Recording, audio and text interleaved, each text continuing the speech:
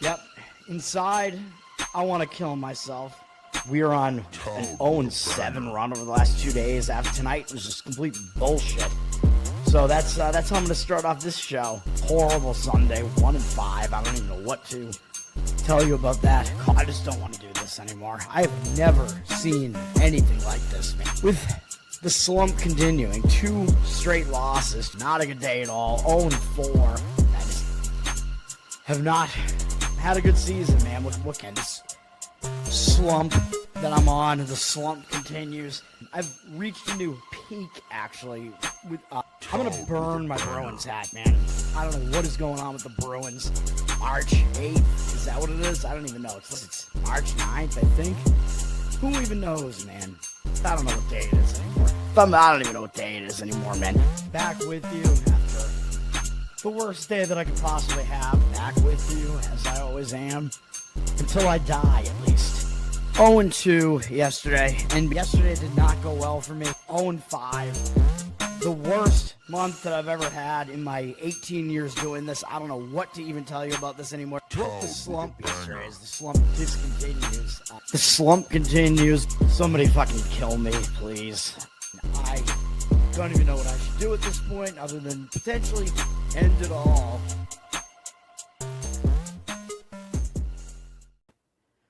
What's up, everybody? It's Toad, back with you. Bettor Off Dead, Monday, August 4th, as we start a new week. Hopefully everybody had a good weekend. I was at least celebrating birthdays and celebrating a 3-1 run until yesterday when I went 0-2 on the show.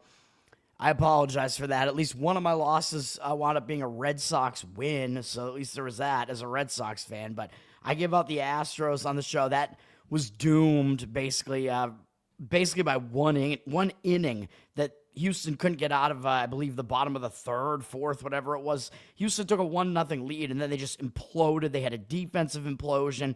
I think all of the Red Sox runs might have been scored in that one inning, and then the score just stayed the same the rest of the game. It was ridiculous, but multiple runs were unearned, just fielding mistakes by Houston, just ridiculous. But it was a loser, man. And then Colorado was also a loser. I apologize for that as well. First 5 innings. That game, I mean, the score was a little bit misleading. The hits, I think, were even on both sides. I think Pittsburgh scored 9 runs on 9 hits over the course of the entire game, which not something you usually see. Very efficient scoring from the worst offense in all of baseball. I think Colorado had the same number of hits but put up fewer runs. Yeah, that one didn't work out either, so my apologies. We'll move on to today, and I only have one play today, man, and it's a play. I don't even know if I love the one play I'm giving out today, man. I just don't like the board today. It's Monday. It's somewhat of a shorter card, and usually I will point out, as I always do on Monday, you do want to look to potentially go against the teams that played in the Sunday night game because it's a big game. Sometimes those teams are traveling. A lot of times they will be. And play the late night games, so you have potentially travel plus a quick turnaround time. So Detroit and Philadelphia, potential fade targets today if you want to look at all that. I think Detroit is actually off today, so only Philadelphia. Oh, no, Detroit is playing. What am I saying? That's right. I forgot about that because we don't even know who the pitcher that's opposing them is going to be today. Anyway, yeah, let's get into it, I guess. We got Houston at Miami, first game. All the games are in the evening today. Miami coming off a sweep of the New York Yankees, which I'm laughing about that, man. I'm not going to complain about that one bit. Miami 5 wins in a row. I mean, I'm laughing because it is laughable, dude, because Miami is just not this good. I don't know how they pulled off this sweep. They could be in a bit of a letdown spot here, staying at home off of that big series win, although Houston is one of the top teams in baseball as well, record-wise. So Miami still may pay attention here, and they still do have momentum. Houston might be in a bounce-back spot, but they are traveling down the East Coast from Boston to Miami off of a big series against Boston where things got heated. So I see arguments that it could be a bounce-back spot for Houston, but I also see arguments that it could be kind of a hangover type of spot for Houston. Houston does have the better bullpen. I believe both bullpens saw some kind of similar usage yesterday. 3 relievers from Miami yesterday. Houston, with one of the better bullpens in all of baseball, only used 2. So we're going to give Houston the bullpen edge. Andrew, what's up, man? Thanks for hanging out. Houston, I do not believe we will give the starting pitching edge, though, with George Costanza on the mound here. Jason Alexander Jason might be getting upset. His numbers are not good this year at all. 7.36 ERA, 1.83 whip. I mean, I think he's just kind of a guy that's in the rotation right now because Houston has injuries. It's like they don't even have any other option. I don't know, man. He's been bad on the road, 8.03 road ERA, not good. Since Houston got him, he's made 4 starts. The last 3 of them, he only made it past 5 innings once. And in that start against the A's, he still gave up 11 hits and 5 earned runs. He has an 11-6 strikeout walk ratio over the course of the last 3 starts over the past month. 4.61 ERA, so at least that's better than his season ERA, but it's still not good. He did have to face the Dodgers in there, which is not an easy task. He actually didn't allow any runs in that start, but it was a shortened start. Not expecting a whole lot out of George Costanza here, man. Going up against, who did I say, Miami? I mean, they are not a very good offense, though, so he at least doesn't have the most difficult task in this game. I don't know that he's going to go deep into this game either, though.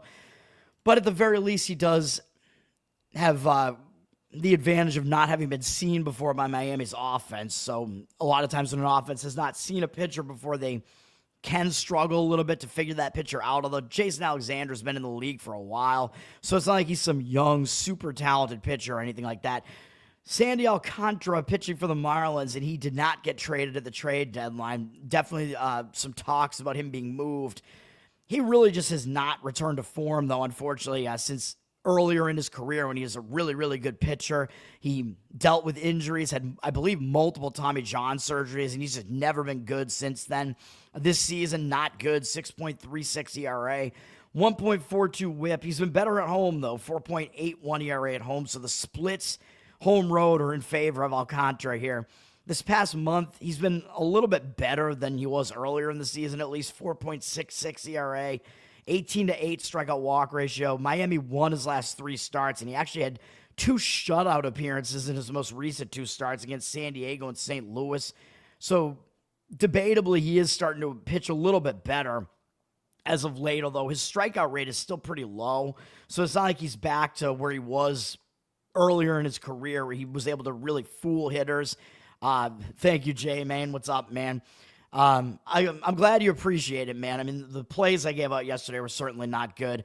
Alcantara up against Houston, right? Houston does have a good offense still. I mean, even though they're dealing with injuries right now, they did get Correa back over there, so their offense is at least helped out by that, although they weren't particularly good in that Red Sox series.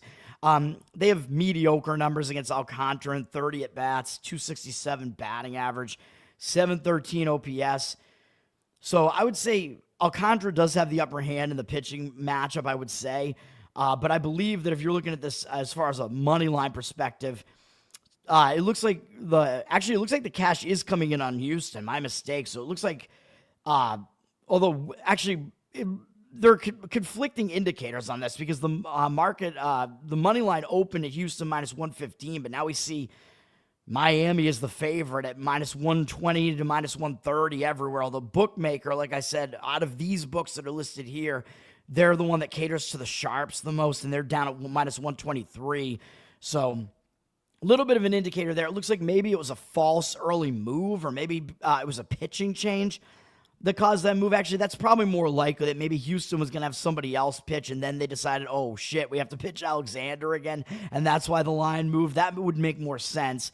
And now 58% of tickets on Miami, but 66% of the cash coming in on Houston, backing Houston there. I don't really agree with the Houston side, though. If it's close going into the bullpens, then it would start to favor Houston a little bit, but other than that, I'm not going to really agree with that.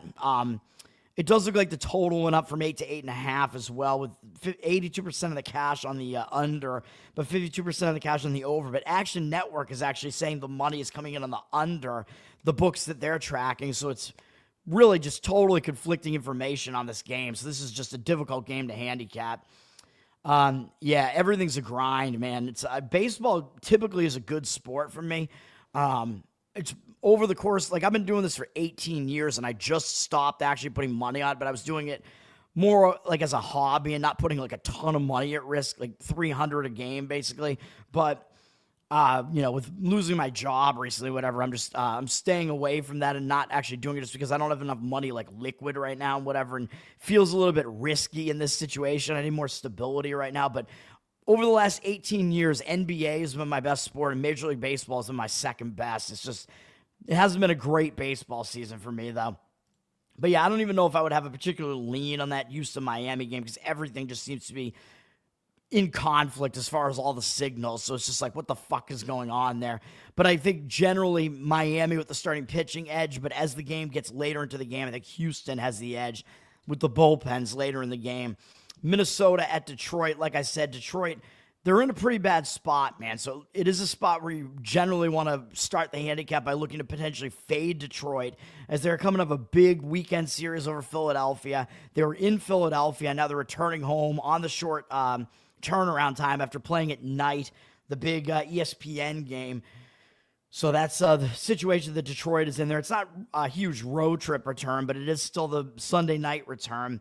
Minnesota coming into Detroit off of playing in Cleveland, so their travel is actually less, and they played earlier in the day, so it is a more positive travel spot for Minnesota. But Detroit is still playing for something, whereas Minnesota really isn't, although Minnesota might still show up here just because, it's a division rivalry. Detroit, we know Detroit's highly likely to make the playoffs and whatever, so Minnesota probably out of it at this point. Probably they may at least show up just to try to take Detroit down a peg, basically. We don't know who Minnesota's starter is going to be. The bullpen scenario is definitely in favor of Detroit. Minnesota used 5 relief pitchers yesterday. They're not a good bullpen, and they traded away their closer right before the trade deadline. Detroit only used 1 relief pitcher, and it was Holton, one of their long relief men. So Detroit's bullpen definitely has the upper hand here. So that starts to make it difficult to actually fade Detroit in this game because they have the kind of a motivational edge a little bit and a bullpen edge. Casey Mize is not their best pitcher, though.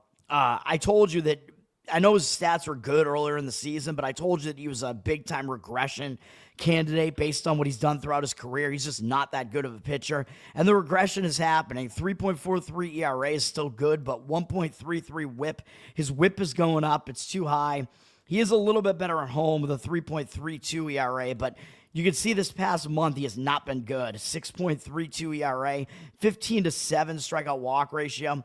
Last 3 starts, failed to make it past 4 innings. You could argue that he was distracted by making the All-Star game. He pitched in the All-Star game. Yeah, that is a distraction, but I think it's more that Mize just really isn't that good. And he had a chance to bounce back against Arizona. Although it was before, I believe, they made all those trades that they made. But he did not do well in that start against Arizona at all. 1 2/3 innings is what he lasted. Threw a ton of pitches, 59, 3 walks, 3 hits allowed. Somehow limited them to 1 earned run, but that was a really bad start. After having a terrible start against Pittsburgh the previous start, a bad Pittsburgh offense tagged him for 10 hits in 4 innings. Not a good sign, man, and 4 earned runs as well. So I think Mize is definitely lapsing, falling out of form here. So I don't like how this sets up for him. He does have good numbers against the Twins, though. They're not a very good offense. 44 at-bats, 182 batting average at 500 OPS. And, of course, this is the Twins without Correa now as well. So Mize does have the matchup numbers, even though he's generally a pitcher I'm looking to fade in the second half of the season here. Detroit is in a fade spot. We don't know what Minnesota's doing with their starting pitching, though. Detroit has the bullpen edge, so it's like, what do you do with all that information? I mean, again, it's like you got to stay away from the game pretty much. The line's moved up a little bit. Minus 160 is the money line on Detroit there. And the total up from 8 to 8.5. Looks like the highest total is a Bookmaker, and Bookmaker has one of the highest money lines as well. So somewhat of an indicator there, I guess, that money coming out of Detroit in the over, but I'm definitely not going to deal with any of that. Mize is one of your fantasy pitchers tonight. Yeah, I mean, it might work out okay just because the Twins don't really have a very threatening offense. But yeah, he's not very good. Yeah, I mean, it is matchup dependent, obviously. So the Twins AAA lineup, it might work out okay, but I mean, I still don't really trust Mize. But, of course, the last time he faced a bad offense, Pittsburgh, he did not do well. Speaking of Pittsburgh, they're returning home from a road trip that took them to San Francisco and then into elevation into Colorado. So Pittsburgh, not in a good spot. They're returning home from a road trip, which, as I usually say, It's a distracted spot typically because you have to get back to home life. You can be distracted there. They may actually take their foot off the gas a little bit too because San Francisco has been in a big-time slide, and part of that was that Pittsburgh went to San Francisco and swept them. And I made this same point when San Francisco just played at the Mets. I said it was a road revenge spot for San Francisco because they had just gotten swept by the Mets in San Francisco. Well, right after that, San Francisco got swept at home by Pittsburgh as well, and now San Francisco gets a chance at redemption, and they get to face that Pittsburgh team that just swept them in Pittsburgh's place. So San Francisco, I think, is going to be the more motivated team here. San Francisco is still fighting, for playoff positioning, trying to even make the playoffs at this point. Pittsburgh is definitely out of it, so there is a motivational edge here. Situational edge for San Francisco here for sure. San Francisco also has the better bullpen. They used three relief pitchers yesterday. Pittsburgh's bullpen is actually not that bad, but San Francisco's is better. Pittsburgh also used three. Have some more heavy bullpen usage recently as well. But if you like San Francisco, you have to put your faith in Justin Verlander. And, this is not 2010 anymore. Verlander, I don't know what we could do about him, man. He's not doing that well this year. 4.53 ERA, 1.49 whip. He's been in the league since 2005. Crazy, man. His number's not good this year, obviously. A little bit worse on the road, too. 4.93 ERA. Did pitch a little bit better his last couple times out, though, with 7 strikeouts in his last outing and 1 walk, although the prior start, even though he didn't allow any runs and only 1 hit to Atlanta, he did walk 5 guys. That's a little bit concerning as well. Last start was against a weak Pittsburgh offense, but he did hold them to 1 run in 5 innings. 5.4 ERA over the past month and 22-9 strikeout walk ratio. So I'm not exactly ready to say that Verlander is totally back in form, but he is coming off of one of his better starts of the season. And that was against this same Pittsburgh team. And Pittsburgh's not a very good offense. They may be the very worst offense in all of baseball, but they might have a slight advantage because Justin Verlander did just face them. So Pittsburgh, having just seen him, they might actually come out and hit a little bit better. So you got to kind of take all that into account and try to figure out what you want to do with this game if you want to do anything. Verlander against Pittsburgh, his numbers are kind of mediocre in 77 at-bats. 20-6 strikeout walk ratio is all right. 260 batting average. 755 OPS is a little bit high. He's allowed home runs to Kiner Falefa, Peguero, and Pham. But overall, I do kind of lean to San Francisco just because I think the situation kind of trumps everything else. The G-men today, and you think you like the Bucks tomorrow, I guess. I might not disagree with that because that second game back, I usually tend to get a better performance out of that team if they did badly the first game back. And Pittsburgh, they're starting Johan Oviedo, who has not pitched in the majors since 2023, and his career stats are not good. He pitched between 2020 and 2023. He was starting and he was coming out of the bullpen, kind of a mix. 4.32 ERA and 1.4 whip on his career. Those are not good numbers, man. And only a 1.8 strikeout to walk ratio. So he's not a really big strikeout pitcher, and he does walk too many guys as well. So there's not a whole lot to like about Oviedo here. I don't even know if he's faced San Francisco before. Let me see. I did look earlier, but I always have to refresh my memory because I go through this really fast to figure out like what I want to actually play. His numbers are actually decent in his career against San Francisco. 29 at-bats, 241 batting average, 670 OPS. But Oviedo, throughout his career, he hasn't been a good pitcher. And how is he going to respond to not having pitched for 2 years, basically? Now he's pitching again. He might be on a pitch count as well, so you might get Pittsburgh's bullpen in the game earlier. So I think this is probably you play San Francisco or you pass the game. I just think it's difficult to handicap everything about this game, man. We do see 57% of the tickets on San Francisco, the public on San Fran, and 82% of the money, the cash, on Pittsburgh. So it looks like the money is coming in on Pittsburgh, and the line dropped from an opener of minus 135 on San Francisco all the way down to minus 120, 124 at Bookmaker.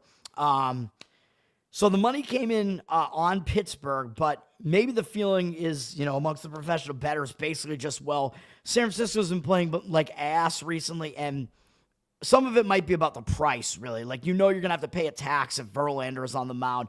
You still have to pay that tax just because of the name Verlander, even though he's not that good anymore. So I think San Francisco, it may be accurate that they shouldn't be favored by this much on the road. I would be more, I'd be more likely to be considering playing San Francisco in this game if they were at a more reasonable price than this. But I would still probably lean to San Francisco getting this game. Baltimore at Philadelphia. Philadelphia played in the Sunday night game as well. They're at least not traveling. They're staying at home. But they won that series, and they got the big win last night in a shutout. So it could be a little bit of a letdown spot for them. Baltimore has nothing really left to play for, though. They're coming in off of a series against the Cubs. They're playing a couple of difficult series in a row. They actually played Toronto before that, too, then the Cubs. So a few big series for Baltimore in a row. Baltimore... At this point, I would say Philadelphia has the bullpen edge over Baltimore. Baltimore only used 2 relief pitchers yesterday. I believe Philadelphia only used 1. Yeah, because Christopher Sanchez had a really ace performance yesterday. So Philadelphia has the better bullpen, I think, at this point as well, and bullpen rest edge. So bullpen edge goes to Philadelphia. Philadelphia has the better bats as well. Which, by the way, San Francisco actually probably has an offensive edge over Pittsburgh as well, even though San Francisco does not have a good offense. And Detroit has the offensive edge over Minnesota, and Houston has the offensive edge over Miami. I don't know if I specified all that. Cade Povich is going to be pitching for Baltimore. He's returning from the DL. He's still a young guy who does have some room for improvement, but he hasn't been good this year. 5.15 ERA, 1.5 whip. Maybe he should just start his own talk show or something and do paternity tests. He has been better on the road, 3.1 ERA on the road, so he has the home road split going for him.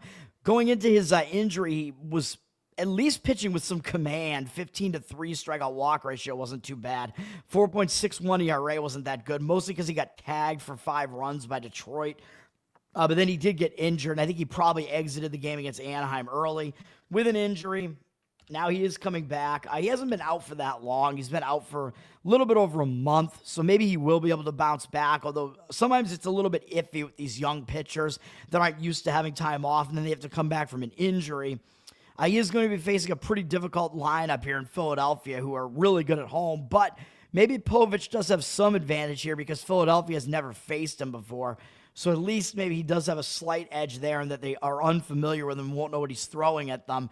Going up against Jesus Luzardo, who really has kind of fallen off this year, man. It seems like what I've heard is that maybe he's been tipping his pitches somehow. Like, hitters have been able to figure out, like, anticipate what his pitches are going to be. Like, something in his motion is, like, different between his pitches, so hitters can figure out what pitch he's throwing. His numbers have gotten way worse, though, after a hot start to the year. 4.31 ERA, 1.37 whip. He's been worse at home as well with a 5.31 home ERA. Not good. He is coming off a really good outing against the White Sox. 7 innings shutout, 2 hits allowed, 4 strikeouts and 1 walk. But overall this past month he's been pretty bad. 5.26 ERA, 29-12 strikeout walk ratio. So I don't know if one good start against a pretty weak White Sox lineup. Although the White Sox have been hitting better recently, but I still don't know if that start is telling us that Luzardo is actually coming back into form, or if we should put more weight in the starts before that were pretty bad, because he did have one other good start against San Francisco in there. Then he went right back to being awful the next 2 starts. Up against, who are we facing here? I already forget. Up against Baltimore, though Baltimore does not have a good offense. So Luzardo may very well do well in this game. And Baltimore only has 3 hitters who have even faced him before, so he has kind of an unfamiliarity edge here as well. They're only 2 for 10 off him lifetime, although they have 3 walks compared to 2 strikeouts. 200 average, obviously, you can do the math, and 685 OPS. So, to me, I mean, Luzardo probably is the more trustworthy pitcher over Povich, just because he's shown more glimpses of being good, but I don't know if I'm ready to trust either of them, man. I mean, I could see arguments for an over in this game, and the total has gone up from 8.5 to 9. I think both bullpens are fairly untrustworthy here, and it's difficult to trust either starter, so I see the argument for that, and Bookmaker actually has the highest total, 9, more heavily juiced to the over, so that might be the better way to look at this game. Philadelphia's public, and they're just very, very heavy a favorite. Somewhere between minus 190 and 200, basically, or minus 180 and 200, basically, at all the books. we'll see what happens in that game, but I would not really want to touch the side. I mean, if anything, I would still even maybe be looking to fade Philadelphia on the run line or something just because of the situation. But I think that they debatably have the edge in the starting pitching matchup, and they do have a better bullpen and way better offense, so I'll stay away from that as well. Cleveland is at the Mets. The Mets are staying at home after losing to San Francisco, which is not great. So San Francisco is actually playing better over the last series at the very least. They beat the Mets, beat them up 12-4. After the Mets won 12-6 in the prior game, San Francisco returned the favor. Mets have actually not played well recently. They've lost 5 of their last 6 games, but they're staying at home and they're stepping basically down in class to face this Cleveland team that isn't very good at this point, and no, they're not going anywhere. The Mets are obviously playing for playoff positioning here. Cleveland coming in from home, so they're starting a road trip off a loss. So sometimes starting a road trip, you are focused, but they did lose a 4-game win streak prior to losing to Minnesota, so Cleveland might be a little bit hung over. When you lose a win streak, sometimes it actually hangs you over into the next start. I'll probably give the Mets the bullpen edge here. Let me see. Where are these bullpens at? Cleveland's at 13th in whip. Actually, Cleveland's might actually be better, surprisingly. Mets are actually down at 19th in whip, although the ERA isn't that much worse. Or no, yeah, actually, I don't know. Cleveland's ERA is better, too. Fine. All right, I guess we'll give Cleveland a bullpen edge there. But as far as the usage is concerned, the Mets kind of only used like 2 of their longer-ish relief men yesterday, so the better Mets relievers are still available because it was a blowout game yesterday. Cleveland used 2 of their relievers as well, but they kind of used some of their better-ish relievers. I guess you still give the bullpen edge to Cleveland slightly, though, I guess. Slade Ciccone pitching for Cleveland here. He's been pretty decent, 3.77 ERA, 1.22 whip. He's been better on the road as well, 2.57 ERA on the road. Pitching pretty effectively over the past month, 3.93 ERA, 21-8 strikeout walk ratio. He doesn't have a high strikeout rate, but he's not putting a lot of guys on base. He allowed 3 or fewer earned runs in every start except for one where he went almost the entire distance against the A's, and they just let him stay in there. They let him cook. So I'm not really going to blast him too much for giving up 6 runs when he went 8 1/3 innings. That's not that terrible, at least. But overall, he's been fairly good for a while now. He actually hasn't allowed more than 3 earned runs going all the way back to late May in any start. Up against who we got here, the Mets. The Mets actually, I don't know what the Mets probably did see him, though, because he was in the NL when he was on Arizona. 17 at-bats. It's not a huge sample size, but the Mets do have a 353 average off him, 1,176 OPS, and Mullins and Vientos both have a home run off of him. So Ciccone did struggle a little bit in that small sample size against the Mets. So in fantasy, you're playing Ciccone. This is like a daily fantasy, right? It's not a season-long fantasy because you have too many different pitchers. It's not a season-long thing unless you're playing like really crazy and just making sure that you play pitchers every single day. Because I remember fantasy baseball when you had like a season-long fantasy team, you basically held on to your best pitchers. So you would just have days where you had not too many pitchers pitching, and you'd kind of only like rotate in and out like shitty pitchers that you didn't want.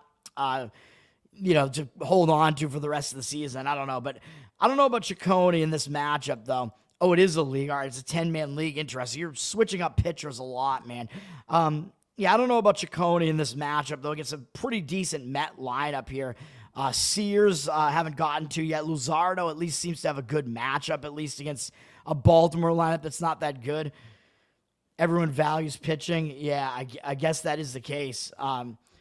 So it seems like you're you're like streaming pitchers, basically, almost like I kind of do that in, I stream defenses in football, but sometimes I actually wind up streaming quarterbacks in football because I don't value quarterbacks that high. And I've been known to stream kickers in fantasy football as well.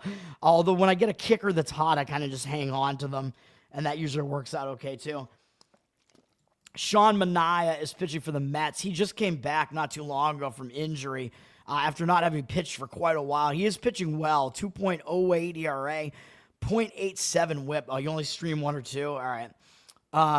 So Manaea is pitching quite well, man, this season so far. He has a 2 ERA at home. It's pretty similar home and away. He's not allowed more than 1 earned run in any of his 4 starts so far, and he's ramped up his pitch count in every single outing. So now he's gone 5 innings in 2 straight outings. Still pitching quite well just overall. 22-4 strikeout walk ratio is quite good. Yeah, he's doing well. Going up against, who do we got here? Cleveland, not a very good offense at all. 40 at-bats against them. Cleveland hasn't hit him particularly well. 250 batting average, 663 OPS. Although 13-9 strikeout walk ratio. Manaea, throughout his history, has been fairly wild, although that wildness has not shown up this year so far. But I prefer Manaea over Ciccone in this game just based on even recent, like what they've done recently and the matchup numbers here. But for the Mets, I mean, it does seem to be a little bit of a worse spot for the Mets because they are coming off that big win, or big series, over San Francisco.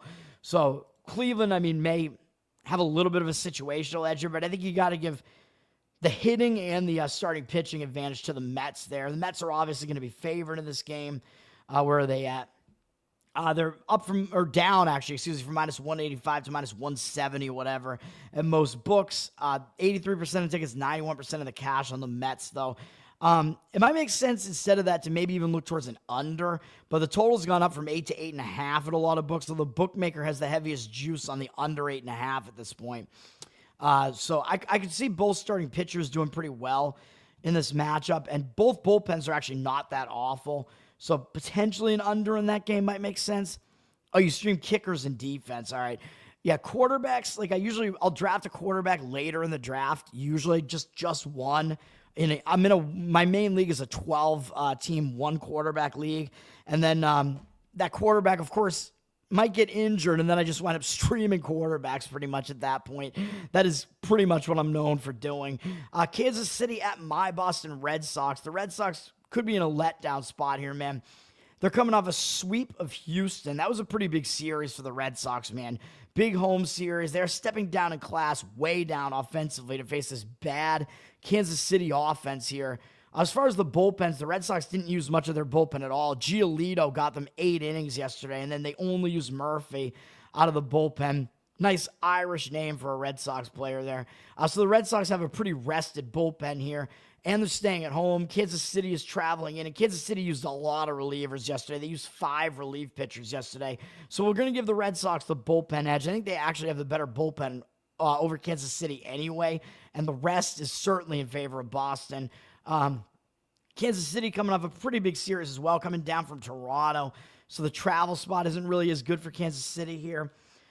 As far as the starting pitching, Bailey Falter, acquired by the Royals in a trade with the Pirates. He was pitching pretty well for the Pirates, and this is going to be his first start with the Royals.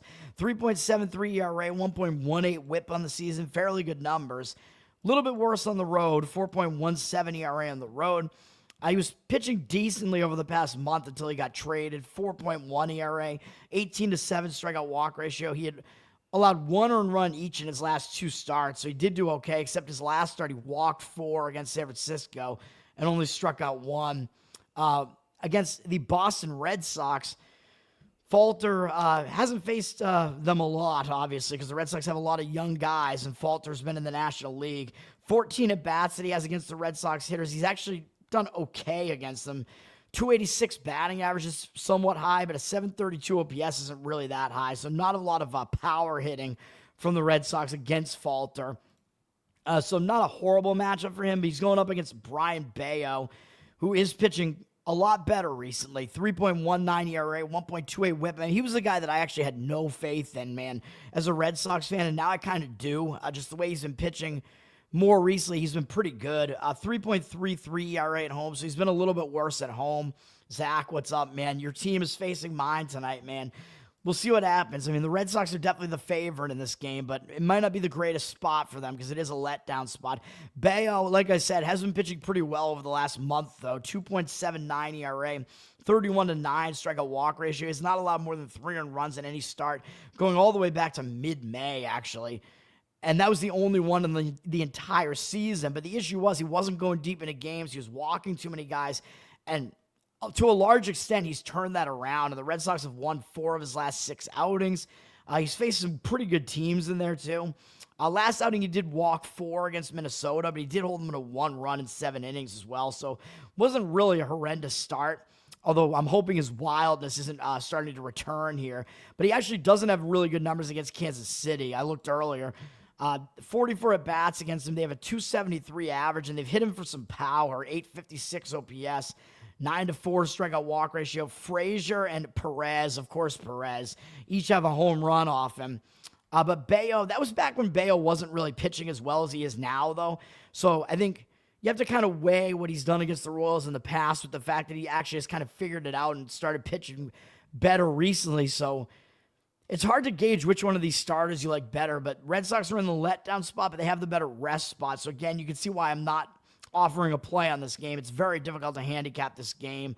Red Sox, 71% of tickets, 92% of the cash, but the line has dropped on them a little bit from minus 160 down to minus 150s. Not a huge drop, but slightly. It's some of the books that I think are a little bit sharper than like DraftKings, which is definitely not a sharp book.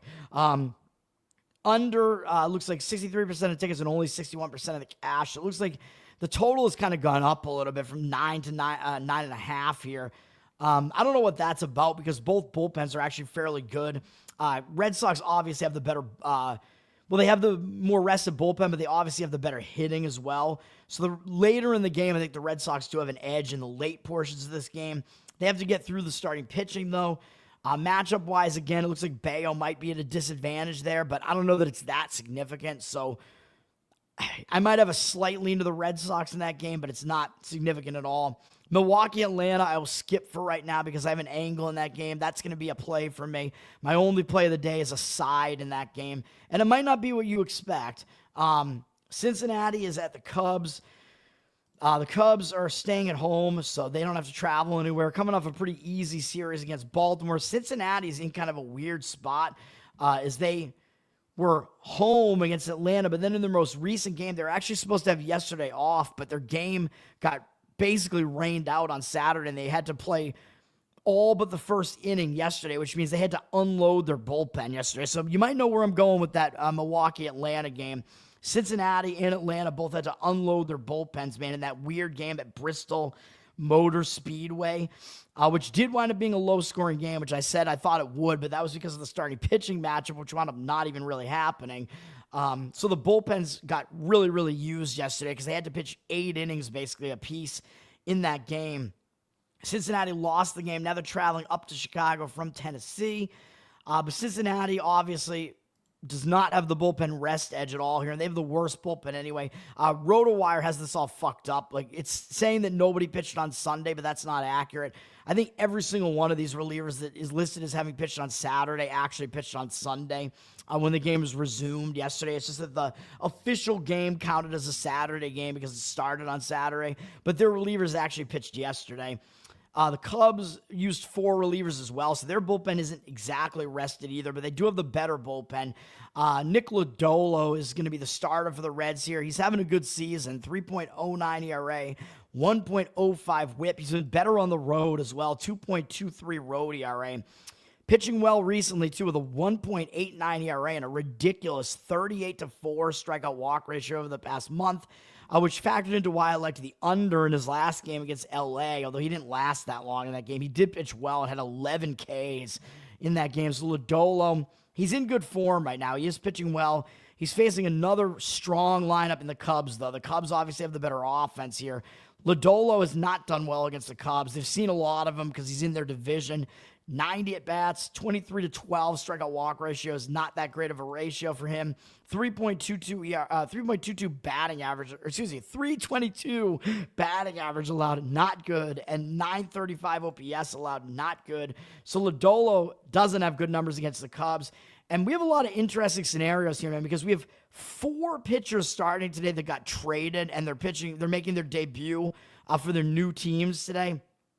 So we have, I've already talked about one of them, I guess, in Falter. Soroka is the second one. So Soroka got traded from Washington to the Cubs as the Cubs are trying to bolster their starting rotation here. Might be a decent move for them.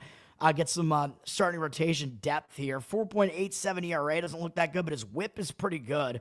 1.13 whip. He's been better at home, although that was in Washington. 4.54 ERA.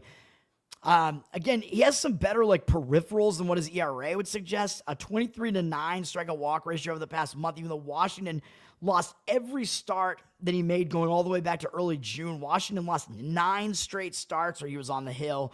But over that span, he only allowed more than 3 earned runs in 2 of those starts. Yet he did have a 5.32 ERA over the past month because he got rocked in one start against the Red Sox.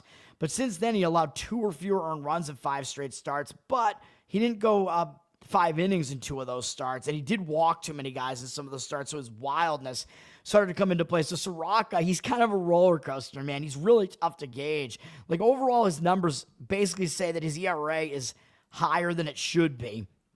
So he is kind of tough to figure out, man. And maybe he'll be pumped up maybe now to pitch for an obvious contender in the Cubs. That's another thing you got to look for, man. When these pitchers go from like a team that obviously is not contending to a team that is contending, falter. Kansas City is still in contention here, man. So that's a big series between Kansas City and the Red Sox. So it might cause these pitchers to pitch better, right? So Soroka might be happy that he's on, like an obvious contender, like I said. And up against, who the hell are we facing here? I already forget, man. I talk about that team and then I completely forget. The Cincinnati Reds, he has 28 at-bats against them.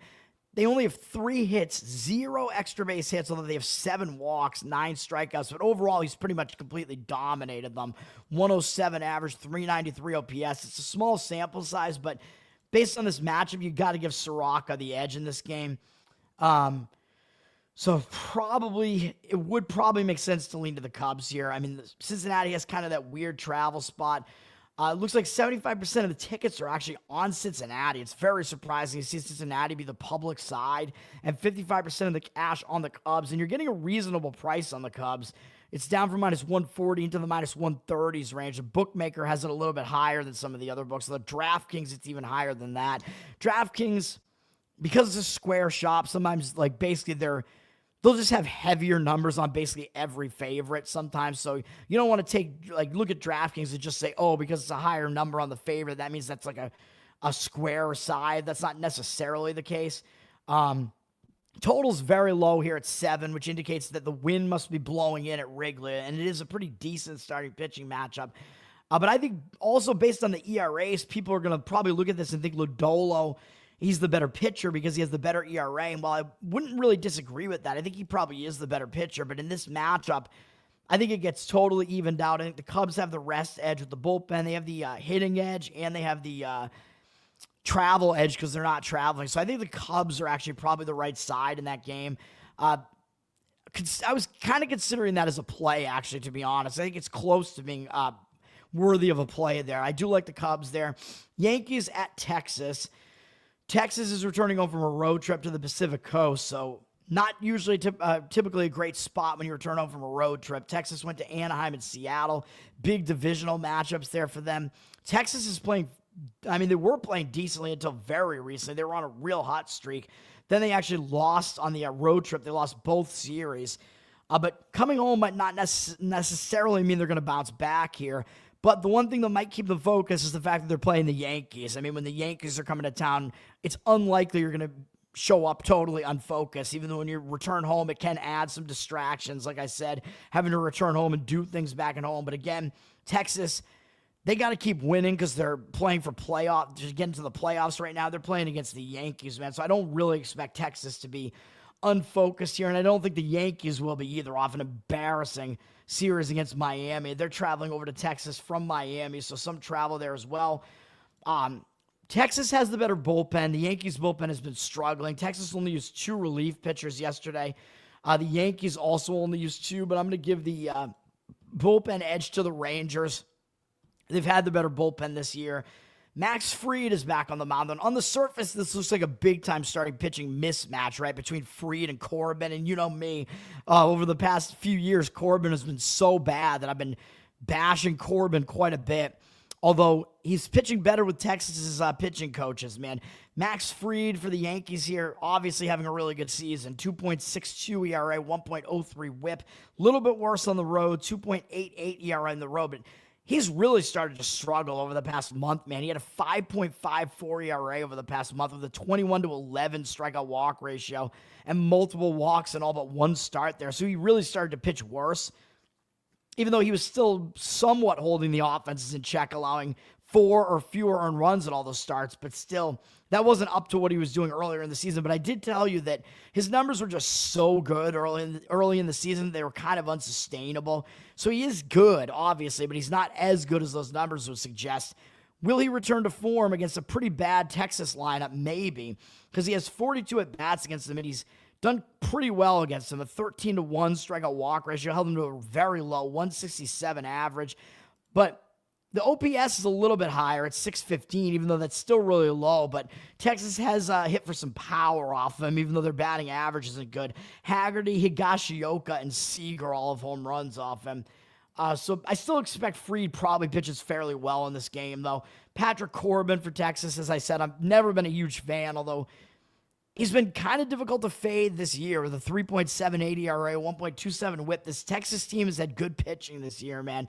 He's been he's been better at home, 3.1 ERA at home, which I should know that because I pay attention to Corbin, man. Over the past month, he's actually pitched well. 2.3 ERA, 28-8 strikeout walk ratio. And Texas won 4 out of the 5 starts. He allowed no more than 2 earned runs in any of those starts over the past month, so he's in fairly decent form right now, even though he did walk 3 guys in his most recent outing, which was the most since June 12th. But he's in pretty decent form right now. Against the Yankees, though, hasn't been as good in 174 at-bats. So Corbin's been around for forever. The Yankees have seen a lot of him throughout their careers. 38-16 strikeout walk ratio is not very good. 287 average and 847 OPS. So some of the Yankees hitters have definitely hit him well. Stanton is 9 for 27 with a couple of bombs and 2 walks against him. So he's basically been the guy that's done the most damage. Him and Bellinger. Bellinger 10 for 25 with a double and 5 walks. So maybe some player props there. Hits plus runs plus RBIs. So looking at the starting pitching matchup, I do think you have to give the upper hand to Fried. Nancy, what's up? Thanks for hanging out. Fried, I would have to say he's got to have the starting pitching edge there. But when you get into the bullpens, the pitching edge shifts towards Texas, although the Yankees obviously do have the better offense as well. But their offense really is hit or miss, literally, man. Like, the Yankees will have games where their offense does absolutely zero, and then they have other games where their offense just massively explodes. The Yankees have, like, one of the best run differentials in all of baseball, but it's, like, not evened out at all, to the point where they'll win a game like 17-1 and then they'll lose like 2-0 in the next game. You know what I mean? So they do stuff like that. It's like, couldn't we transfer some of those runs to the next game? But I'm glad it's like that, man, because it makes them more vulnerable that way. Work has you back. Oh shit. Are you like watching my show on breaks or something, man? I don't know what you're doing here, Jay, man. I don't know what it's like to be a working man anymore at this point for the last few months. Anyway, the Yankees usually do have to pay a tax for the Yankees, though. We do see the cash coming in on the Texas side. 50% of the tickets, 70% of the cash. The money is kind of coming in on Texas. Texas, I will say, does need to play with more,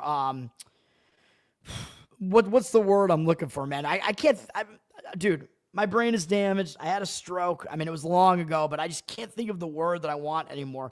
Like, Texas needs to have more motivation here. They need to play with more, what's the word I'm looking for, man? When you need to, like, do something more quickly. Fuck, why can't I think of that word? Texas needs to play with whatever that word is here more than the Yankees do, because the Yankees still, I mean, they know they're going to make the playoffs, even though I know the Yankees hilariously have actually fallen into 3rd place in the AL East, and they're behind my Boston Red Sox now after the weekend series. So maybe they do have to both show up here, but again, you're always paying too much of a price for the Yankees, especially with Fried on the mound. Should they be a minus 140, whatever favorite, where they opened? They're down to minus like 130 something in sub books. Probably they should not be that heavy of a favorite against a pretty decent Texas team on the road. So there might be some value in the line. Looking towards Texas, it is supposed to be a pitching matchup with a 7.5 total. It is a pitcher-friendly ballpark too. Oomph. Yeah, I don't know. That's not the word I was actually looking for. I was looking for, yes, urgency. Thank you, Zach. I don't know how can I not think of these words anymore? That is exactly right. Texas might need to play with more urgency here because they're barely above 500 and fighting to even make the playoffs, or at least the Yankees are almost definitively going to be at least a wild card here, although I would laugh hysterically if the Yankees didn't even get a wild card spot. It would be, yeah, like my dream come true, man. But anyway, I would probably have a slight lean to Texas in that game. I wouldn't want to deal with a total, though, because I would not trust Corbin enough to go under a total here. So if anything, the total, I might actually lean towards an over in this game because Yankees bullpen could get shot a little bit in this game. And, I just, not literally, don't nuke me, censors. But also, I don't know if you could trust Corbin at all with his being the starting pitcher there. Money is coming in on the under, though. 67% of tickets, 78% of the cash on the under. Bookmaker has 7.5 with one of the higher juices on the over, though. So that's a little bit of an indicator towards an over there. Toronto at Colorado. Colorado is staying at home, so they're staying in elevation off of that crazy series against Pittsburgh over the weekend.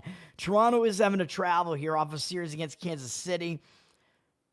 Usually when you start a road trip, it is a focus spot. Toronto did lose yesterday, so it could be a bounce-back spot, refocus spot for them. Toronto sitting atop the AL East, though, probably not as good as their record indicates, and they do have to go into elevation here and try to adapt to that. Toronto obviously has the better offense out of these two teams, though. They also have the better bullpen, although they used a lot of relievers yesterday. They used 5 relief pitchers yesterday. Colorado used 3. So Colorado's bullpen is a little bit more rested. Toronto's is generally better, though, and maybe you still have to give Toronto a little bit of a bullpen edge because I think Eric Lauer, you'd think, would probably get them a little bit deep into this game because he's been really good for Toronto this year. 2.68 ERA, 0.95 whip. He's been basically pretty good the same home and away, just slightly worse on the road, 2.74 ERA. Over the past month, a ridiculous 30-3 strikeout walk ratios. His command has been excellent over the past month, 2.79 ERA, allowed 2 or fewer earned runs in all 5 of those starts. Very, very good stuff from Lauer recently. Up against Colorado's offense, which, like I said, is not a very good offense. He's done fairly decently against them in 42 at-bats, 262 batting average, 676 OPS allowed, 9-2 strikeout walk ratio. So I would expect Lauer to still do well here, even though it is the tough environment of Coors Field here. I would still expect Lauer to do pretty well. You think you have to bench him? What are his numbers at Coors? Do I have to go look at that now? ESPN doesn't really tell you. It doesn't give you like the splits, the stadium splits. I hate how ESPN doesn't do that, man. They give you the stadium splits, but you can only look at it season by season. You can't, why don't they give you the totals as a whole? It's bullshit, man. So I don't know why they do that. I could try to look briefly, but I don't know what his numbers are at Coors. He probably hasn't pitched there that much. He did pitch there. He had a 0 ERA there. He went 4 2/3 and didn't allow any runs in his last start there, which was 2 years ago. So that's not that bad. At Coors the year before that, he did get bombed. Gave up 7 runs in 2 2/3 innings in a start there in 2022. In 2021, he was pitching there every year prior to that. Went 5 innings, gave up 3 earned runs. Mediocre start there. That wasn't that bad. 2020, I'm going through it all for you, man. For you, baby. For J-Main. I got some time today. I'm not really doing anything. I did not pitch at Coors Field that year in 2020. The stupid COVID year, 2019. We're looking it up, man. I don't know what these numbers are going to come out to, though. He did really poorly there. In 8 innings, he got absolutely hammered for 17 earned runs. So, yeah, you're right. He did not pitch well in Coors early in his career, at the very least. His best start was his most recent one at Coors, though. Wow, he's pitched a lot in Coors. He had a 3-inning performance in 2018, allowed 6 earned runs. So you're right. He's mostly been bad at Coors Field. But this current Rockies lineup sucks, and his most recent start was pretty decent at Coors Field. It was okay. He didn't go 5 innings, but he didn't give up any runs. So I don't know. Maybe you can bench him in fantasy, but the first game of a series at Coors Field, the unders are hitting. I don't know how to see those numbers, really. Maybe StatMuse might help out with that. StatMuse kind of lets you slice and dice data like that. I don't know, but first games of the series are going under. It kind of makes sense because when teams have to travel, that kind of affects the hitting and the timing and stuff, so it kind of makes sense that the games would go under. But the totals have been too high at Coors Field, man. That's the thing. The odds makers always adjust the totals to account for the fact that there's a lot of hitting at Coors Field, but they haven't really adjusted to how bad Colorado's offense is. So they have to kind of find a middle ground between those two. Tanner Gordon is pitching for Colorado, 4.85 ERA, 1.54 whip here. He's been way better at home, 2.95 ERA. For whatever reason, he's pitching a lot better at home, but it's a very small sample size. Really bad his last outing, which was, of course, on the road, though. A 3-inning outing, 6 earned runs allowed against Cleveland. That's not that great. Overall, 15-8 strikeout walk ratio this year is not very good. Gordon, very mediocre pitcher, man. He's not that great. Going up against, who are we talking about here again? I already forget. Dude, my mind doesn't work this way. I always forget what we're talking about here. We're talking about Toronto, yeah. Going up against Toronto. Tanner Gordon has never been seen before, so he might have a little bit of an extra edge because Toronto has never faced him before. So, Lauer. I actually kind of don't, I don't mind the under in this one. What is that? 3+ hits plus runs plus RBIs for Warming. I don't even know who that is, to be honest. Bernabel versus lefties. Hits plus runs plus RBIs was minus 160 on that yesterday. So you think he's going to go over 1.5 today? Because Lauer is a lefty, I guess, right? Yeah, I don't know, man. I don't do a whole lot with player props, but I do just kind of look at what the specific batter's numbers are against him, right? So you got, I'm looking at Kansas City, my mistake. I got to switch it back to Colorado. Spending too much time on this game here, but you said, who are you talking about here again? Bernabel. Wait, what are we looking at? Where's he? Warming and Bernabel. Well, they don't have any track record against him, right? Is that what we're seeing here? Eric Lauer. They haven't faced him at all before. But you're looking at what their numbers are against lefties, I guess. All right, yeah. But they've never faced Lauer before, so with a hitter, not having seen the pitcher before, I'm not sure I would want to play a hitter prop over in that case. Anyway, it's difficult to figure out what to do in that game. The total was at 11.5, and now it's actually up to 12, so the total's gone way up. Yeah, he's a rookie. I've never heard of him. Total's gone up, so that's, take all that information in, I guess. But Toronto is also up from minus 195 to minus 200 at some books. Very, very high number there for Toronto. I mean, Lauer has been pitching really well this year, but I don't know if a number that high is really justified. A total that high, I would almost still be saying you might want to look to a first 5-inning under, because the total is going to be really, really high in that one there. But like you said, it might be tough to do that because Lauer earlier in his career was really bad at Coors. But this is a bad Rocky lineup this year, man. Anaheim is staying at home. They just beat the White Sox to end a losing streak for them. Andrew's Anaheim team here. They obviously have the worst bullpen against basically anybody. They do have the worst bullpen here against Tampa Bay. Tampa Bay is starting a road trip, so it could be a decent spot to refocus. Tampa Bay has been playing pretty cold baseball recently, man. They've lost a lot of recent games. They've lost 9 of their last 11 games. They're coming off some big series against the Yankees and the Dodgers. Didn't do well in those series, so I could see it going both ways, man. They're coming off some tough series, so it could be a hangover spot, but the fact that they're going out on the road and they actually haven't scored a run in 3 straight games, they did. They beat the Dodgers, That game, that series was all shutouts, but Tampa did win one of those games. So they didn't score a run in 2 of the 3 games, but the fact they're coming off a shutout like that might mean maybe they'll want to bounce back a little bit and have a little bit more focus here. Like I said, obviously Anaheim is the worst of the bullpens. They used 3 relief pitchers yesterday. Tampa Bay also used 3, but I'll give the bullpen edge to Tampa. And we have another starter who is making their debut for a new team. Adrian Hauser might be a decent pickup for Tampa Bay as Tampa's trying to make a playoff push here.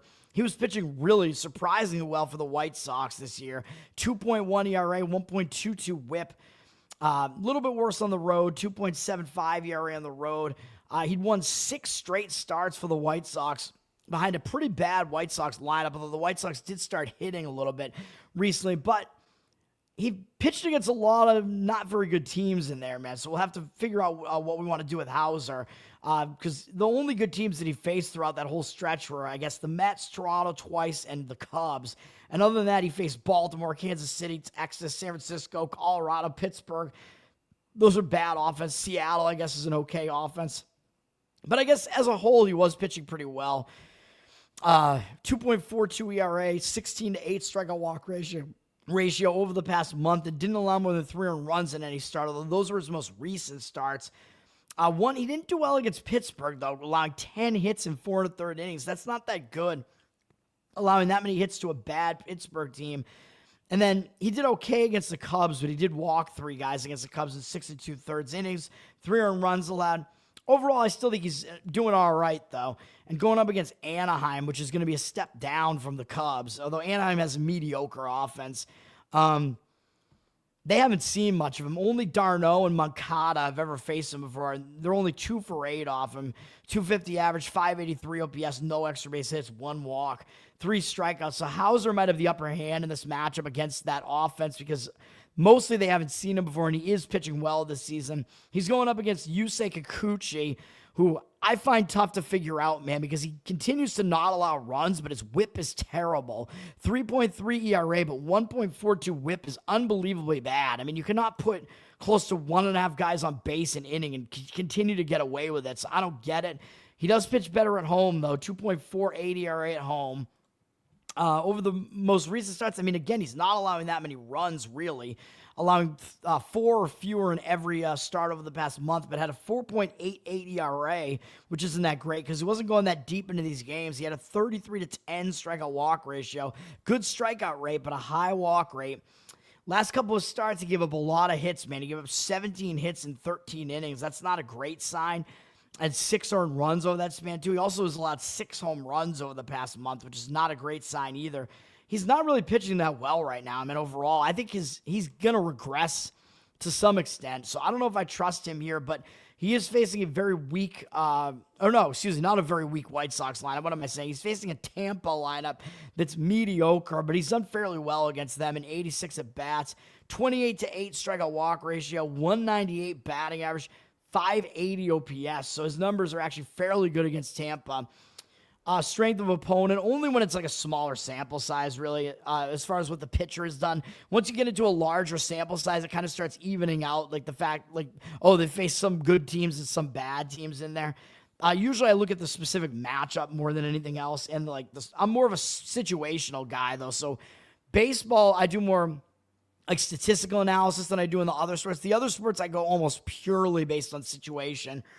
Like, oh, this team is in like a letdown spot or a hangover spot or whatever, which if you keep following me, you'll see what happens when we get into football, because that's what I do. And it works out fairly well. So, I mean, baseball is just a more statistical sport, really. It's more like very much a one-on-one matchup between one guy and another guy, pitcher versus hitter. So it's really different than like the whole team is on the field, team versus team. So if that explains it, I don't know. But in this game, yeah, it's difficult to figure this game out, man. I mean, I think probably money's coming in on the under in this game, I would guess. 83% of tickets, 90% of the cash on the over. Total looks like it's gone from 8.5 to being juiced to the under on the 8.5, though. So I still think the under first 5 innings is worth a look, maybe just because Hauser's been pitching well. Kikuchi, good numbers against Tampa's lineup at least, and he does pitch well at home at the very least. And I would slightly lean to Tampa Bay here because it is a bad spot for Anaheim because they are returning home from a road trip, I think. They're not. Never mind. I thought it was a bad spot for Anaheim, but it's not. They're staying at home, but still, I think I'd probably slightly lean to Tampa Bay, though. 57% of tickets, 80% of the cash coming into them. Tampa Bay probably has more urgency because they're still in the playoff hunt. The line has dropped a little bit on Anaheim, down from -130 to -120. And I think Tampa Bay overall is the better team. And I'd probably give them the pitching edge pretty much across the board in this game. The hitting isn't that much different. So I do think getting Tampa Bay as an underdog is worth maybe a look in that game. Oh, thank you, sir. I appreciate it, man. I'd like to get some more viewers, man. Although once I do, I won't be able to like respond to everybody in the chat. But then again, people are going to be in the chat like talking shit and whatever, which it's fine if you want to talk shit about, disagreeing with me on picks and whatever. I'm definitely down for that. I'm not down with I don't really want to get too political on this show, even though I know I'm a political shit poster and like personal attacks. I'm just like, yeah, fuck off. Even though I've dealt on some as well. I've gotten a little bit mad on this show, but yeah. San Diego at Arizona. Pretty big series for San Diego here, man. It's a divisional series. San Diego's in the thick of the playoff race here. They need to keep winning, obviously. Arizona is out of it, so it's going to be interesting here. Arizona's also returning home from a weird road trip where they went to Pittsburgh, Detroit, and then came all the way back, flew basically cross-country to the A's, to Sacramento, and now they're returning to Arizona. Very, very strange travel situation here. But generally, return home spot, and you know what I always say, it tends to be an unfocused spot, and maybe they'll focus because they do face a division rival here, so maybe they want to stick it to San Diego here. But then again, Arizona might be feeling a little bit down on themselves because they know they're not going anywhere this year. So San Diego has more reason to show up in this game because they need to keep winning. San Diego has a bit of momentum right now. They're hot right now, man. I mean, they've won 7 of their last 8 games, and they're coming off a win over St. Louis yesterday, going on the road. Usually a focus spot when you start a road trip. So I expect San Diego will show up and play well in this game as well. But San Diego, even though they have one of the top bullpens in all of baseball, they used a lot of their relievers yesterday. They used 5 relief pitchers yesterday, man. So their bullpen rest scenario isn't exactly that good here. Arizona certainly has the worst of the 2 bullpens, and they used 4 relievers as well. So I guess the bullpen edge still goes to San Diego just because their bullpen is so much better than Arizona's. But Arizona definitely has a rest advantage, at least in the bullpen. And we have our last starting pitcher that changed teams at the trade deadline. J.P. Sears came over to San Diego with, I forget the guy's name, the relief pitcher that San Diego got from the A's, Mason Miller. So both of those guys came over in that deal. J.P. Sears, I mean, he's been a decent pitcher, and I think his numbers probably should get better because he's going from like one of the worst pitching ballparks in all of baseball in that horrible Sacramento AAA stadium that the A's play in, all the way to pitching in San Diego, where San Diego is a much more pitcher-friendly park, although we're not in San Diego tonight, right? We're in Arizona here, which is a hitter-friendly park. But overall, Sears, 4.95 ERA this year, 1.27 whip, not that bad. Indicates that his ERA maybe should be a little bit lower than that. He's generally been a little bit better on the road this year, but that's because he was away from that AAA stadium again. 4.55 ERA on the road.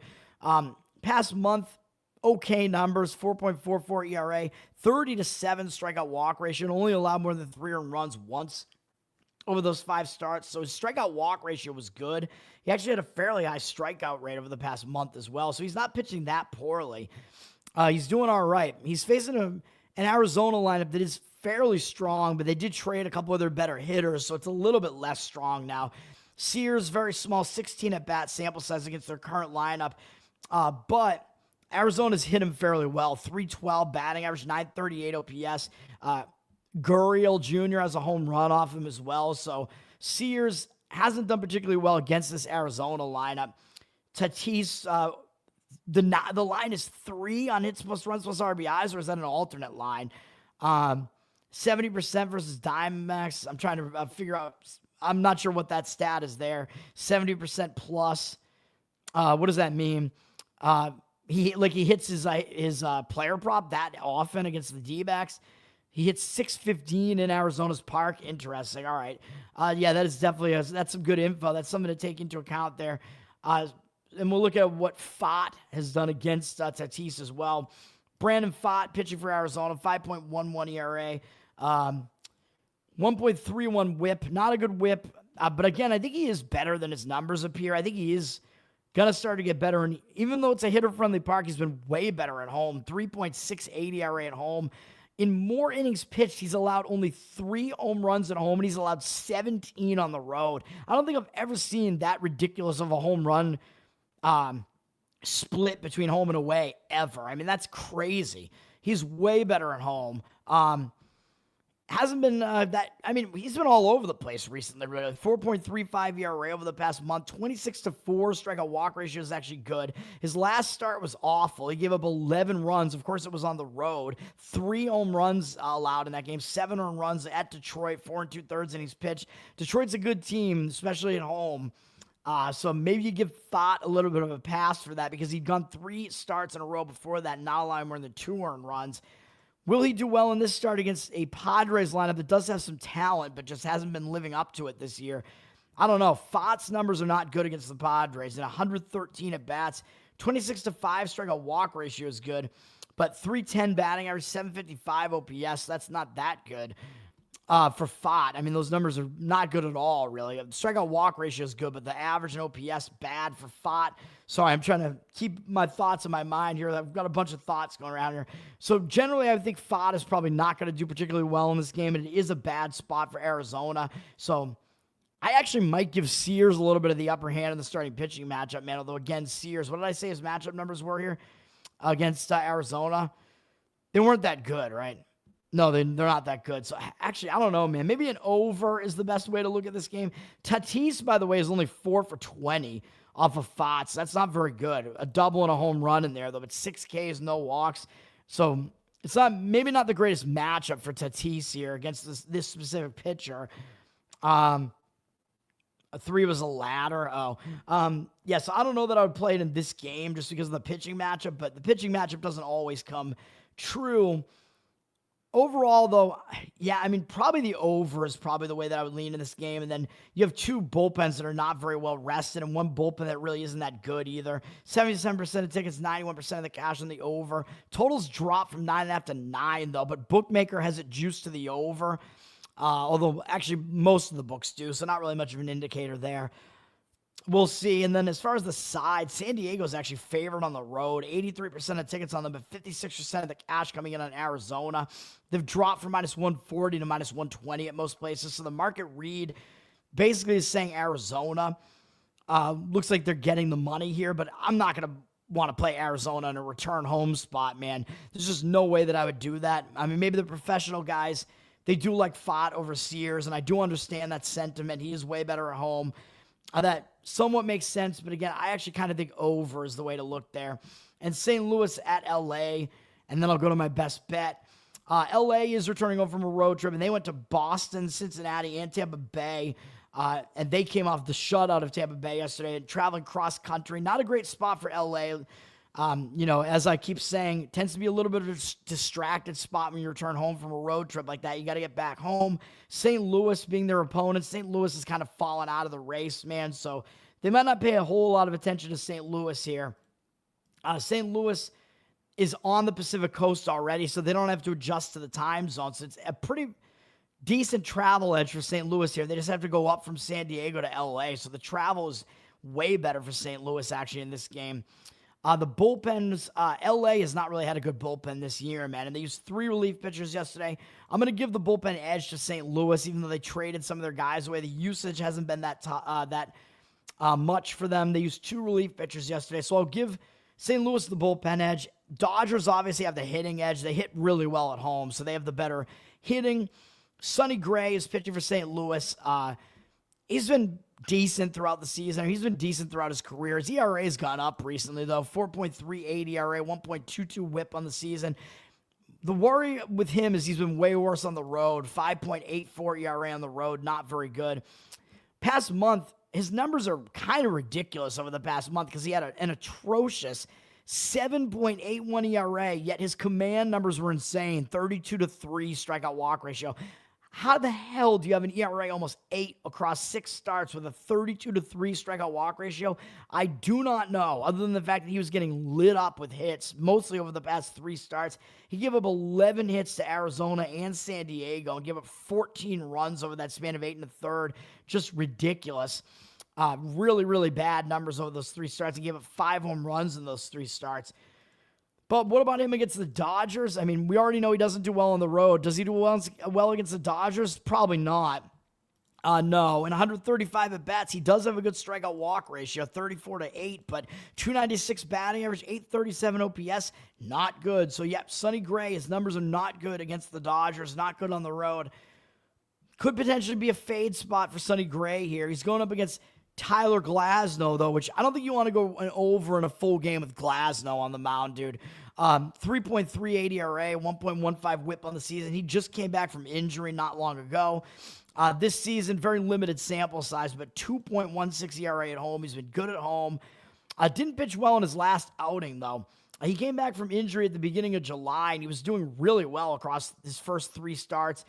Definitely stumbled in his most recent start, allowing 4 earned runs in 4 innings against Cincinnati and walked 5 guys. That's not a good sign. It's a very unfriendly park for pitchers, though, at Cincinnati. He may return to form because he's really good generally, and he's better at home. Since he's come back, 26-10 strikeout walk ratio. He needs too many walks, but 5 in the last outing. Maybe that's a bit of an outlier. 2.45 ERA over the past month is obviously good. And his numbers, I'm about to show you, these are some crazy numbers, man. His numbers up against St. Louis here. It's not a huge sample size, but it's ridiculous. 22 at-bats. They're 0 for 22 off him with 7 strikeouts and 3 walks. 0 average and 120 OPS. So Glasnow has absolutely had his way with St. Louis's offense, man. So Glasnow, he does have the upper hand in the starting pitching matchup, and that's kind of the problem with if you want to fade the Dodgers here in the return home spot, because it is a spot where you potentially want to go against them. They don't have the better bullpen, but Glasnow looks like he has the way better. He has the better of the pitching matchup here. But Dodgers, you have to lay a huge price. They're down from -185 to -170, whatever, around -180. 90% of tickets, only 88% of the cash. They're public. I wouldn't want anything to do with the Dodgers here, really. I mean, if you do something with them, first 5-inning run line is probably the way that you would want to go with the Dodgers. But in this spot, I don't trust their hitting, actually, on the return home spot, man. So I actually lean to an under in this game early on in the game, not in the full game. But 70% of the tickets, only 62% of the cash on the under, though. So the market read looks kind of against it. It's gone up to some extent from 8. Well, actually, the numbers are all over the place. It opened at 8 juice to the over, but we see 8.5 juice to the under at Superbook, which I believe is in Vegas. And then we have 8 at DraftKings juice to the over. Bookmaker is also juiced to the over, even a little bit more than that. And then Heritage has it juiced to the under, and so does Caesars. This is very difficult to read, man. I don't get what's going on with this market. So you might be right about the over. If you want to go with Dodgers over their team total, I would not go like with an over in this full game, though, because I would not fade those Glasnow statistics there. You know what? Probably under team total, first 5 innings, St. Louis is maybe the best way to look at this and get really granular with it and just go with Glasnow to handle St. Louis's offense. That might be the best way to look at this. You want to go Dodgers over their team total? I don't really necessarily disagree with that either. I mean, I think they might wind up being able to get to St. Louis's pitching enough in this game to get whatever it would be, 5, whatever runs there. Maybe. I mean, it's a little bit of an ask, though, but the Dodgers are, I believe they're the highest scoring home team in all of baseball. And now let's go to my best bet, man, and then I'll get out of here. Not the longest show. I was hoping it would be a little bit shorter on a Monday where there are some teams off. Decent-sized baseball card here, but my play, yes, sir. Yeah, well, I'm not right about everything, man, but we'll see. I was not right on my plays yesterday, but my best bet here is the Brewers on the side, and if you want to play the money line, you can do it. I think they're in the -140 something range. If you want to play the run line, it's kind of like a spread bet. I saw it at around +115 out there. I'm kind of recommending just a split bet on this where you go half and half. I know it's not huge, not a huge ball play here where you're kind of just splitting it. So basically if they win, but they don't win by more than 1.5, you'll actually win a small amount of money, but it's the more risk averse way to play this kind of, versus the, like, you have to like put less money up than you would if you played the run line at the very least if you want to win the same amount. But you have to put even less money up if you want to go with the run line there. Then if you think that Milwaukee will be able to win by margin, maybe just go straight up on the run line there. It might make sense to just go all run line. Now, Milwaukee does play well on the road. They hit well on the road. So that is definitely one thing to consider here. I believe Milwaukee has the better bullpen here. And Atlanta, they torched their bullpen yesterday too, because as I just said, this is not accurate. All of these relievers, 5 relievers that are listed as having pitched on Saturday, they actually all pitched yesterday in that continuation of the game yesterday for Atlanta in Bristol Motor Speedway. So Atlanta used a lot of their bullpen yesterday, and Milwaukee has the better bullpen anyway. They've been pitching better recently. They only used 3 relief pitchers yesterday, including long relief man DL Hall. So their bullpen, most of their best relievers are available today. So Brewers have the better bullpen situation here and the better bullpen. Atlanta's returning home, man, and they were on the road. They were at Texas, then at Kansas City, then at Cincinnati, then they went to Tennessee to play against Cincinnati in Bristol Motor Speedway, and now they're returning home. So this is a return home spot for Atlanta here. So again, I keep harping on it. Teams, when they return home from road trips, they tend to be distracted. And I know they're facing a good team in Milwaukee, so they might want to show up with one of the top teams in baseball here. I think Milwaukee is a legitimate contender now, man. They've gotten all these starters in the rotation. They're one of the top fielding teams and base running teams in all of baseball, and they can hit too. They look like a dangerous team, man, Milwaukee. I kind of like them to win the whole thing right now. I wouldn't mind it if they did, because it means it's not the Yankees or the Dodgers. So Atlanta, maybe they'll show up because it's Milwaukee, but Atlanta, I mean, man, they've fallen on tough times.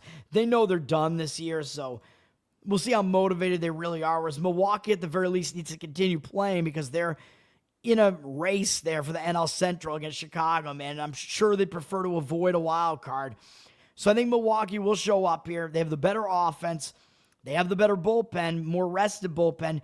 Do they have the better starter? I would say so, with Quinn Priester on the mound. I mean, he continues to defy expectations, but I'm not going to fade what he's been doing right now, man. 3.27 ERA, 1.23 whip. He's been a little bit worse on the road, 3.47 ERA, but that's still pretty good. He's allowed 2 or fewer earned runs in all but one start, going all the way back to May 2nd. The last time he allowed more than that. And we're at a point now where the Brewers have won 11 starts in a row with Priester on the mound.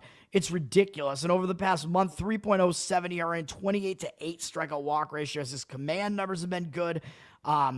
He's gone 6 or more innings in 3 out of the last 4 starts, which is also pretty good. So he's getting himself fairly deep into these games. He's not using a lot of pitches really either. So his pitch count isn't really escalating that much either, which is, I think, is helping because they're not overworking him. They're not letting him go 100 pitches in all these starts. So I think that's keeping him a little bit fresh, which is something you do want to do as a young guy. And he hasn't, I don't think he's quite pitched the entire season either as a starter. I think I thought he was kind of coming out of the bullpen at some point. Maybe I'm wrong about that. So I don't know. Because at some point I would worry that maybe he'll start to wear down a little bit because he's a young guy who's not used to pitching this amount in an entire season. But we'll see. Against the Braves, his numbers are interesting, that he does allow a lot of contact to them, but it's been all light contact basically. They don't have any good power numbers against him. In 34 at bats, 8-1 strikeout walk ratio, 294 batting average allowed, doesn't look good, but 697 OPS is not that high. So I think Priester can do well against him here, and I think some of that was in the past when he wasn't as good as he is now. Last time out against Atlanta, he did face them back in June, and yes, it means they did see him recently, but he went 6 innings, allowing 1 earned run against them, 7 strikeouts, no walks, 7 hits. So he had a really nice start in that one. So even though they might be recently familiar with him, I don't think it matters that much. And guess who's familiar with Atlanta's pitcher here? Yeah, that would be Milwaukee's offense. I would say they're pretty familiar with Eric Fedde, who was so bad that the St. Louis Cardinals just DFA'd him. And by the way, I forget, I don't know if it's DraftKings or FanDuel or whatever. One of them puts up this graphic on their Twitter feed where it shows the picture and it shows DFA'd all in caps, and it looks like it says dead. I laugh every single time I see that. But Fedde was so bad for St. Louis this year, and they're kind of out of it, but they were just like, yeah, you're out of here. And now he's on the Braves, and I think the only reason he's even in the Braves rotation is because the Braves have so many injuries. As I pointed out, Sale, Smith-Shawver, and Schwellenbach are all hurt right now for the Braves. So Fedde wouldn't even make the starting rotation otherwise. They might have him as a long relief man otherwise. He's not good. 5.33 ERA this year, 1.5 whip. He was pitching better on the road as well. He wasn't good at home when he was on St. Louis. 5.66 ERA at home, so that probably doesn't bode well here either. He's only made 1 start for Atlanta, and it was not good. And it was against a bad Royals offense, and he was not good in that start. Went 4 2/3, 2 walks, 5 hits, 4 earned runs allowed, 3 strikeouts, and a homer. That's not good. And of course, as I was alluding to, he was just on St. Louis for so long that the Brewers were facing him in their division for so long. Yeah, the Brewers obviously have a lot of experience against him. 80 at bats. I mean, it's a pretty big sample size. But the Brewers have absolutely smashed him. You don't see numbers that are this crazy usually for an offense in a sample size of 80.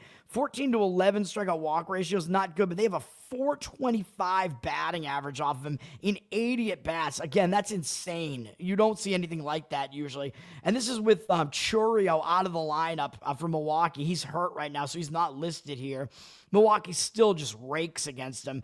1,095 whip as well. So I think Fetty is absolutely up against it here. I think Milwaukee has the edge. All that being said, completely across the board here. Situation, starting pitching, bullpen rest, hitting. It all goes to Milwaukee. So we're going to go with Milwaukee in this game. I mean, the public is probably going to be on Milwaukee as well. I mean, it almost looks easy to do it. 78% of tickets, but 91% of the cash on Milwaukee. And the line's gone up a little bit from -135 into the -140, whatever range. It's back down at Bookmaker, though, down to -135. But like I said, doesn't necessarily indicate that the sharp side is going against that. It's just that Bookmaker being like a book that caters to the sharps, they tend to not like have as heavy a number on most of the favorites. So I'm not going to take that much away from that. But that's the play, man. Milwaukee Brewers, if you want to go run line or money line or split the bet half and half. Either way you want to do it. Either way you want to slice it, that's what I'm going to do there. Brewers over team total, I agree with that as well, obviously. Maybe I should do that because that's a better way of doing it. But, yeah, I obviously agree with that. I mean, they absolutely crush Fetty. They're good on the road. And even with Churio out of the lineup, those numbers are insane against Fetty. You usually don't see anything like that. So I agree with that as well, JMA. Everybody, thanks for hanging out. That's going to do it for me today. Once again, Milwaukee, however you want to do it, man. Milwaukee Brewers, run line, money line, split bet. That's the play for me today. Learn to Toad on Twitter for me. Learn to Toad on Instagram, where I post these plays up on Instagram as well. Bettor Off Dead. You can find me on YouTube on all the audio platforms. So, yeah, give me the like, the thumbs up, subscribe, comment, interact like you guys have been doing. I appreciate it. Give me a rating over on Apple and Spotify. Let's bump those numbers up, man. Pump those numbers up. And I have a ukulele cover project, Covered in Uke, which is on YouTube. And you can go to patreon.com/learntotode. And at the higher levels, you get a Spotify feed with my uke covers and maybe some other uke stuff that I'll throw up there. Because I am planning on releasing an original album. Hopefully I can get it done by her birthday for Lolita Diaries. Planning on releasing an album of all songs for her and about her. Hopefully I can get it done in 2 more days, man, because I still have about half of it left to record and some of it still left to write, which is, maybe I'm up against it, man. We'll see if I can do it. I can write songs pretty quick, though, because I mostly write, like, pop songs, but we'll see. That is coming in the near future as well. And, yeah, I think that's it. And at the highest level of the Patreon, you can request. I'll try to prioritize cover requests as well or whatever for uke. That's going to do it. Thanks, guys. Happy Monday. Let's kick off the week on a good note, and peace.